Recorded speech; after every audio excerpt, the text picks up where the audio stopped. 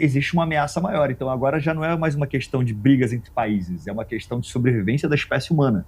Tem essa parada também, né, Então tem um pouco essa Daniel? pegada. Tem uma galera que desconfia Cara, que então, ou... aqui, Aham. hoje no Plantão Nerd, né, com a presença de nós três aqui, vocês vão ter a oportunidade de entender o que está por trás.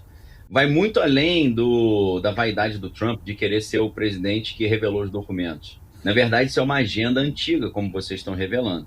Por que uma agenda antiga? Primeiro que começa com uma operação psicológica já em Hollywood, convencendo a população disso desde 1953, com os primeiros filmes sobre invasões alienígenas, né? Sem falar, o ápice foi Independence Day, que tem a grande batalha, né, contra os alienígenas, a humanidade tem que se unir. O filme A Chegada também vai nessa linha. E o que a gente vê? A gente vê entre 1987 e 1989, Ronald Reagan deu 3 palestras. Uma dessas 3 foi na Assembleia Geral da ONU, onde ele falou, no meio da Guerra Fria ali contra a União Soviética, que uma invasão alienígena seria ótima porque ia acabar com a Guerra Fria entre Estados Unidos e União Soviética, porque eles teriam que se unir contra esses invasores. Ok, você pode pensar, cara, Reagan era ator de Hollywood, então ele achava isso legal, né? E existe até uma matéria muito interessante, é uma matéria tão interessante que ela saiu na revista Super Interessante. E a matéria a reunião... Ronald Reagan, o ator? O ator... Boa! Volta no futuro. Houve uma reunião na Suíça entre Reagan e Gorbachev, e eles concordaram que seria muito bom uma invasão alienígena para resolver a guerra, né? Então, você vê que não é só uma loucura do Reagan, era do Gorbachev também. Só que em 2014, Bill Clinton dá uma entrevista para o Jimmy Kimmel e ele fala exatamente a mesma coisa. Ele diz, se nós tivéssemos uma invasão alienígena, seria ótimo, porque ia acabar com todas as guerras. E depois, o vencedor do Prêmio Nobel de Economia, professor da Universidade de Princeton, que eu me esqueci o nome dele agora, que é um Keynesian, eu sei tudo da vida dele, menos o nome. Não Tom Sowell, não, né? Não Sowell, não. Não. Eu esqueci o nome dele. Mas ele também, na época da crise de 2018... John Nash. Não é o John Nash, não. Cara, não é o John Nash, peraí. Peter Matthew Mathematics. Isso é pior, cara. Isso só atrapalha a pessoa, né? Tá tentando lembrar. Esqueci o nome do cara. Eu escrevi até livro sobre isso, artigo sobre isso, mas esse cara também fala a mesma coisa. E ele diz o seguinte, olha, se nós tivéssemos uma invasão alienígena, a crise de 2008 seria resolvida porque o governo americano ia ter que investir no setor bélico. Investindo no setor bélico é gerar emprego, gerando emprego é gerar renda, gerando renda é gerar consumo, ia resolver a crise de 2008, e se no final nós descobríssemos que era tudo falso, não tem problema, porque resolveu a crise. Então, e agora... quando você vê 3 presidentes, né, Reagan, Gorbachev e Clinton, falando sobre isso, depois um vencedor do Nobel falando a mesma coisa, cara, tem uma agenda de Estado aí que está sendo disseminada. E a agenda de Estado por trás criar um governo único global, conforme o Major Werner von Braun confessou para sua secretária, Carol Rosen deu uma palestra em 2001 no National Press Club em Washington.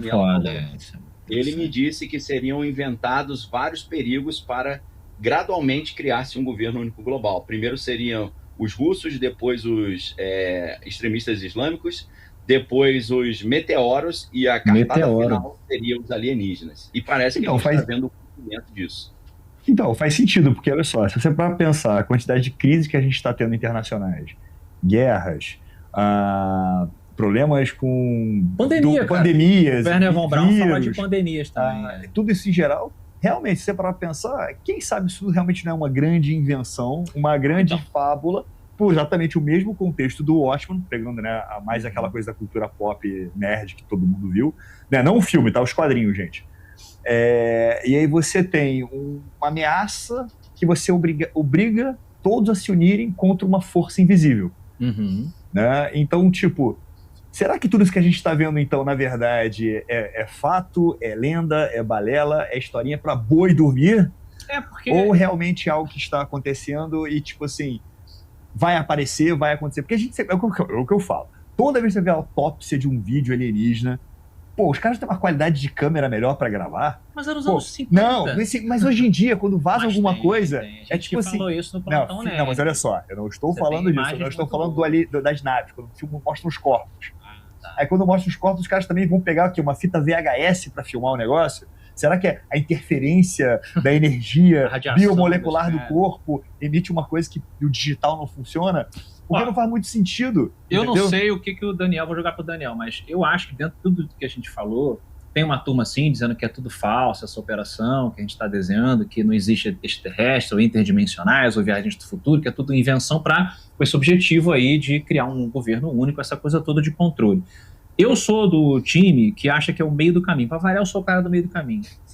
O próprio Von Braun falava um pouquinho disso, né? De que há sim a vida fora da Terra, essa vida ela nos visita há milhares de anos, quem sabe até milhões, sei lá, mas isso está sendo, na minha visão, instrumentalizado com esse objetivo que o Daniel está desenhando. Eu sou mais dessa linha. O que você acha, Daniel?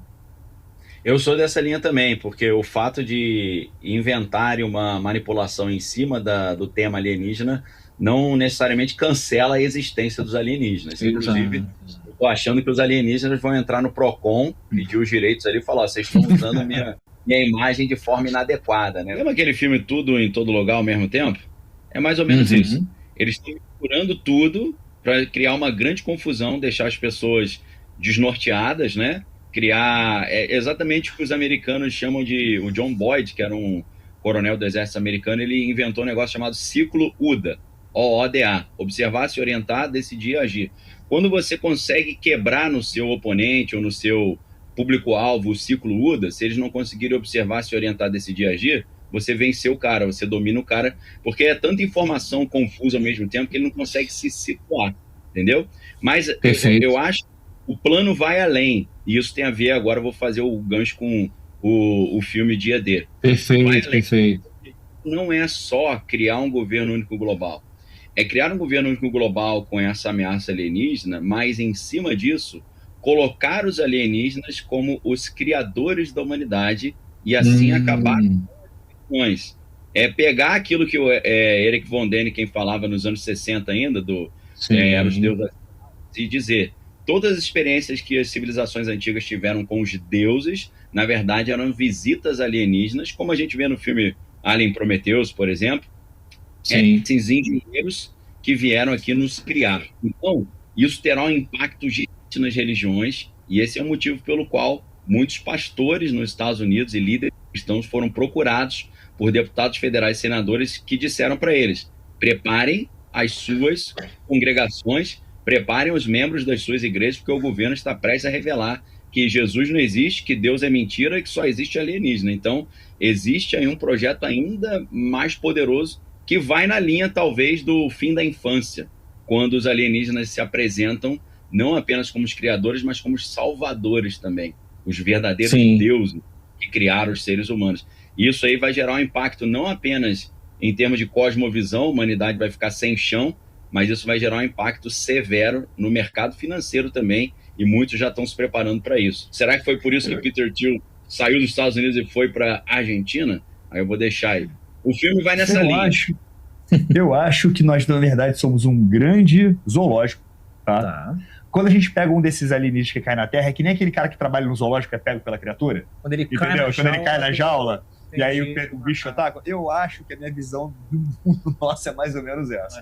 Eles estão lá, olham, vêm, descem, alimentam, tiram um pouco, dão um pouco, sabe? E depois, aí um cai, tá vendo? Ó o Zé. Pô, falei pra não chegar perto, Zé. É sempre um estagiário, né? É sempre o estagiário que acabou caindo, aí pega, aí não tem como pegar de volta. Entendi. É como se a gente fosse aqueles negócio de formiga, num vidro, sabe? Sim. Um grande aquário exato. De um formigueiro transparente, né? É uma das muitas teorias, e de fato, Daniel, agora puxando então pro Dia D, né, o filme do Spielberg, eu tive a oportunidade de assistir também. E eu achei até, Daniel, você que é pastor, eu achei que ele fosse penetrar mais nessa questão, né? Quem faz isso são os alienígenas. Eles que sondar, né? Eles sondam bem. Eu achei que eu achei o filme muito superficial, sinceramente, eu fiquei muito decepcionado com o filme. Confesso a vocês que adoro Spielberg Para mim, a trindade sagrada é Spielberg, James Cameron e Tarantino. Spielberg, para mim, tava no topo, mas, cara, esse filme, para mim, ele é muito fraco. Ele trata o assunto, acho, de forma fofa. Aqui e ali, o pessoal pode achar que não, porque a Emily Blunt abala. Ela é foda, chora, grita, fala a língua do P e tal. Mas na hora... Mas, cara, na hora que ele vai falar realmente o que os ETs querem, vai falar sobre abdução e tal, eu achei que ele volta pro ET fofo. Tem uma cena, cara, que me deu uma vergonha alheia no final. Eu não vou dar spoiler pra galera, mas é uma vergonha alheia no final. Inclusive, uma coisa que você fala, porra, se eles tinham esse recurso, por que tem que fazer todo esse escarcéu pelo filme todo? Eu não sei se o Daniel assistiu o filme, Daniel. Você chegou a... Não assisti ainda não, cara, mas ainda não, né? Peguei alguns spoilerzinhos aí. Não sei nem se a gente deve dar spoiler aqui. Não, ainda não. Vamos segurar um pouco. Convido a galera para assistir, mas... E aí, Daniel, eu jogo para você. O filme, ele focando ali na religião cristã, né, mais ainda na questão católica da coisa, representada por uma freira, ele joga essa história, né, de tipo, ela fala, é perfeitamente cabível que o nosso Senhor tenha criado outras vidas, porque na passagem da Bíblia, aí você me corrige Spielberg se ele diz que nós somos a criação máxima do Senhor na Terra. É especificado na Bíblia que ele fala na Terra.